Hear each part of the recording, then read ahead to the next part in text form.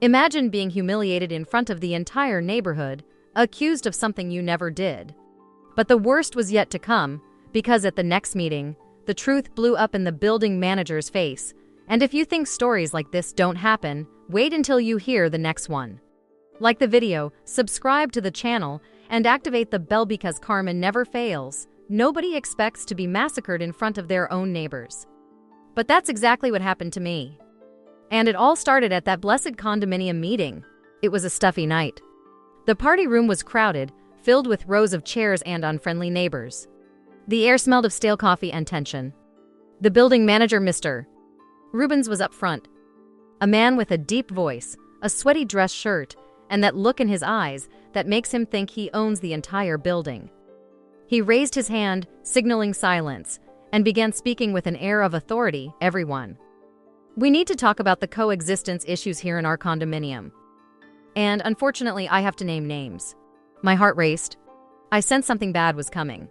And sure enough, he pointed his finger at me, unceremoniously. So here has been late paying condo fees for months. Plus, there are complaints about noise, mess. And anyone who doesn't pay puts us all at risk. It was like being slapped in the face. A ringing filled my ears. I tried to speak, but he wouldn't let me open my mouth. There's no point in making excuses. This is a serious condominium. Anyone who can't pay or follow the rules should probably find another place to live. People started whispering. I saw disapproving looks, people shaking their heads as if I were a deadbeat or some kind of troublemaker. My face burned. My legs were shaking so badly I almost got up and ran away. I didn't know anything. I wasn't making any noise. It was all a lie. But there, it seemed like no one wanted to know the truth. Because, for them, if the building manager said it, then it was true. And it was at that moment that I promised myself I would prove that I wasn't the one in the wrong in this story. And that the real problem lay behind Mr. Rubens' serious face. After that night, I couldn't sleep. Every time I closed my eyes, I saw Mr. Rubens' finger pointing at me. But the more I thought about it, the more I realized there was something wrong with that story. In the following days, I walked the hallways like a ghost.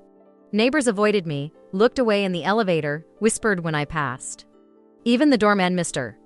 Jonas, stopped saying good morning to me properly. But while everyone looked at me as if I were the culprit, I began to notice something no one else seemed to notice. The building manager himself was acting strangely. I saw Ruben speaking quietly on his cell phone, hidden behind the doorman, sweating. He would disappear for hours, saying he was sorting out condominium matters. And every week he'd show up with some extra fee, reserve fund, emergency painting, gate repair, but nothing in the building changed. No construction started, no service showed up. One day I accidentally overheard him arguing with someone on the phone. He talked about money that had to come in soon and threatened to expose whoever wasn't contributing. That's when the realization hit me. I picked up my bills and realized the amounts were different from what appeared on the condominium's general spreadsheet, which a neighbor had shown me secretly. It wasn't much, but added up. It added up to a good amount every month. I decided I couldn't stay quiet any longer. I started writing everything down. I took photos of the elevator notices, the spreadsheets, the building's bank statements, documents I'd obtained with the help of a suspicious neighbor. I even installed an audio recorder in my pocket, just to be sure what I heard during meetings. Little by little, I started connecting the dots. And the image of the serious building manager, who pretended to protect the building, began to crumble before my eyes. I still didn't know how to prove it in front of everyone. But one thing I was sure of, Mr. Rubens' mask was about to fall. The day of the next meeting arrived. And this time, I wasn't going to stay silent. Either Mr. Rubens would fall, or I'd never have peace in that building again. The party room was even more crowded than the last time. People stood against the walls, there weren't any spare chairs. The air felt heavy, almost suffocating. The building manager, Mr. Rubens, walked in confidently, speaking loudly, shaking hands. Some neighbors laughed, others looked anxious. I was there, sitting in the front row, with a folder full of documents on my lap, my heart hammering in my chest. He began the meeting with that authoritative tone. Everyone, once again, we need to address the problems caused by residents who don't fulfill their obligations. It was the same old story. Until he looked straight at me. By the way, Mr.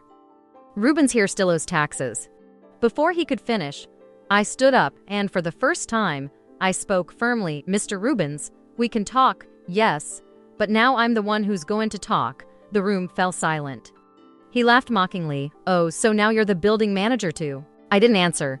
I opened the folder and began showing documents one by one.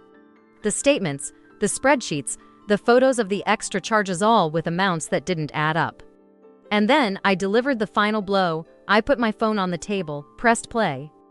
And there was his voice, nervous, talking about money that needed to come in soon and people he was going to screw if they didn't cooperate. With each sentence that emerged from the audio, Mr. Rubens's face grew whiter. Some neighbors began shaking their heads, others were already speaking loudly, indignant. A woman shouted, "So you're the one stealing our money?"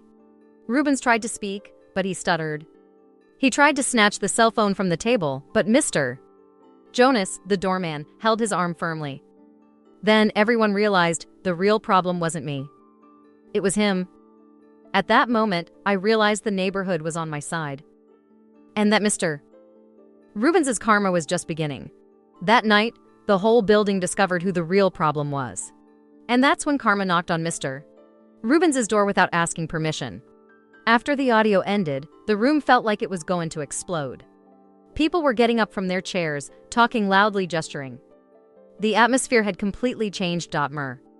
Rubens, who always had his chest puffed out, had his shoulders slumped, sweating like never before.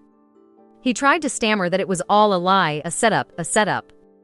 But no one believed him anymore. A neighbor, Mrs. Zuleika, banged on the table and spoke firmly. We trusted you, Rubens. How could you deceive us like that, Mr. Jonas, the doorman, couldn't contain himself either. He said he'd always thought it strange that the money was missing and the construction hadn't started. Other people began sharing small, suspicious details they'd noticed but were afraid to speak. Now everyone spoke at once without fear. The buildings board decided right then and there to remove Rubens from the investigation until everything was clarified. And a few days later, they called a new election. At the next meeting, the mood was different. The building seemed to breathe a sigh of relief. They discovered that Rubens had embezzled money to pay personal debts. He would have to return every penny in addition to facing legal action. Some residents even threatened to sue him for moral damages, for the public humiliation, and for the undue fees. And me, I regained the respect that had been taken away from me. People who had previously avoided me came to apologize. Mrs. Zuleika brought me cake. Mr. Jonas greeted me again with a smile. And at the next meeting, I was the one who sat at the front, not as the building manager, but as someone everyone now listened to. That day, I learned that the truth may take time, but it always comes. And that those who sow injustice one day reap their own karma. And if you think this is rare, wait until you hear the next story. Like the video, subscribe to the channel, and activate the bell because karma never fails, especially in the neighborhood.